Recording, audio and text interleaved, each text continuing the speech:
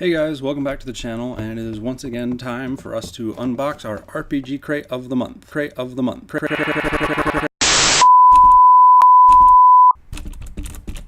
was weird.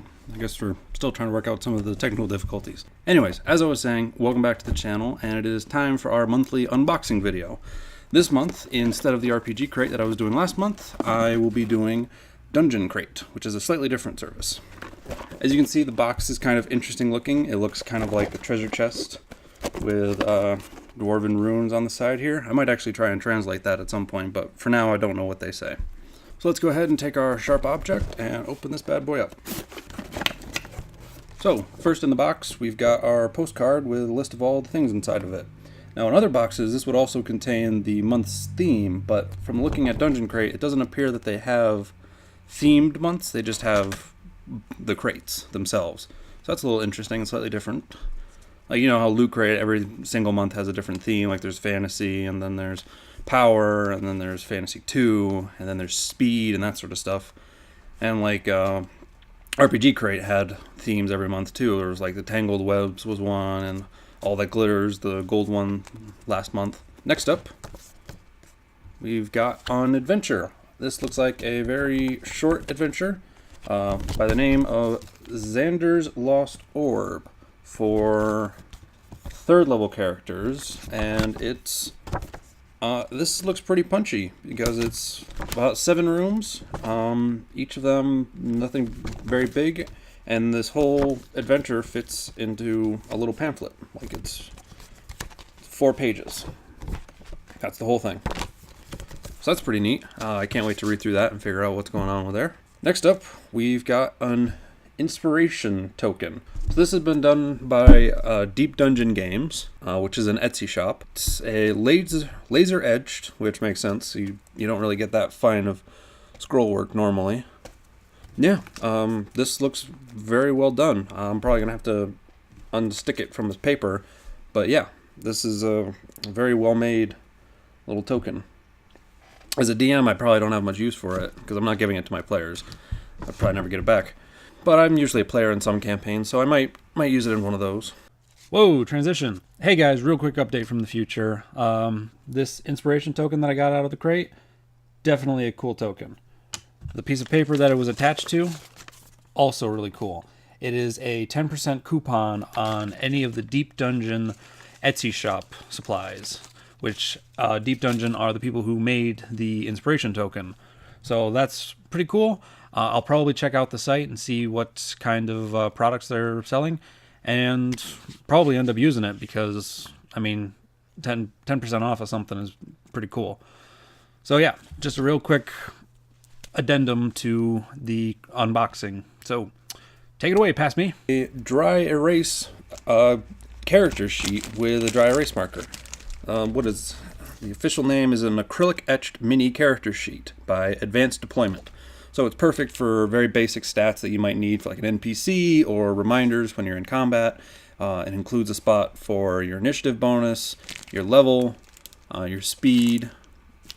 It doesn't include any information on the front for like attacks or special features like that, but there is space on the back. Yeah, you could fill out with all that sort of information if you needed to. Next up, we have what the postcard says is a bonus item. It is a Dungeon Doodles sticker. According to this, we can expect some more interesting artwork from this guy in future crates.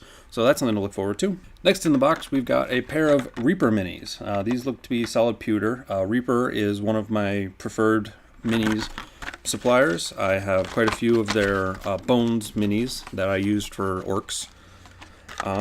This one, we have 2 zombies by the name of Billy and Ernest. And we have a Barrow Warden Lord, which I will probably use as like a white or maybe a lich. But first I gotta get them painted, which if you've seen my previous videos, you know that I am not a painter. Next up, we have this beautifully etched D6 die by the folks over at Elderwood Academy, which you can see that they put a lot of work into the details in this D6. This is definitely the magnum opus of this box. Apparently, there is some use for a well-crafted D6 in the adventure that came with this. Some mention of like a cube that you roll to determine what happens when you try to open a locked door. It's like a magical puzzle trap. It looks like this thing is made out of probably cedar, I think. Very well stained and probably laser etched. And they also include a business card if you wanted to buy any of their other products from Elderwood Academy. You can see that they do a lot of sort of woodworking stuff. I'm more of a fan of wormwood myself, but I certainly don't disparage other people's craft. Last in the box, we have a whole bunch of confetti, which is probably just trash, and I'm probably just going to throw it out, but it's still kind of funny. So that was Dungeon Crate's box for this month. It included some really interesting things. I particularly loved this well-crafted D6. The Reaper minis were also huge because I love having more minis. I will have to find somebody to paint them, but that's fine.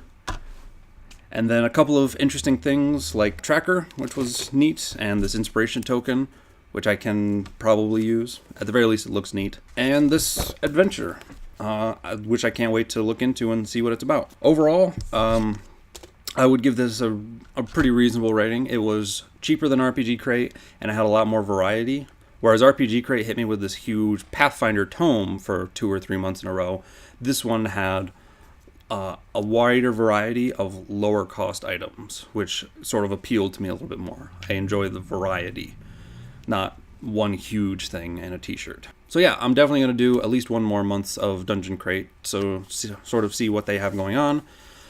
They also have a Facebook page where you can trade items that you got that you don't want for items that other people have and they don't want. So for example, if you really enjoyed the Barrow White Lord and you're thinking, I got plenty of D6s, I don't really need this, then you could hop onto the Facebook page and be like, hey, anybody want to trade the D6 for the Barrow White Lord? And then somebody will respond, and then you can make the exchange. So then you end up with 2 Barrow White Lords, and they end up with 2 Elderwood Academy D6s. So that sounds like a pretty interesting idea that I am interested in trying out. Like I said, I think I've mentioned this in a previous video, each one of these boxes tend to have an aspect of them that I really enjoy. Like for RPG Crate, it was the free Tales from the Bloody Bucket every month. Like watching this tavern turn into a village, turn into this huge area where all this adventure is happening was really, really interesting for me. And now for this, the ability to say, like, I don't want this, but I do want this, and then exchange that with somebody else who has complementary tastes, sounds like a really cool idea. And it certainly kind of increases the value of the box for you personally. Like I said, that was this month's Dungeon Crate. They don't really have themes, but there will be another Dungeon Crate next month.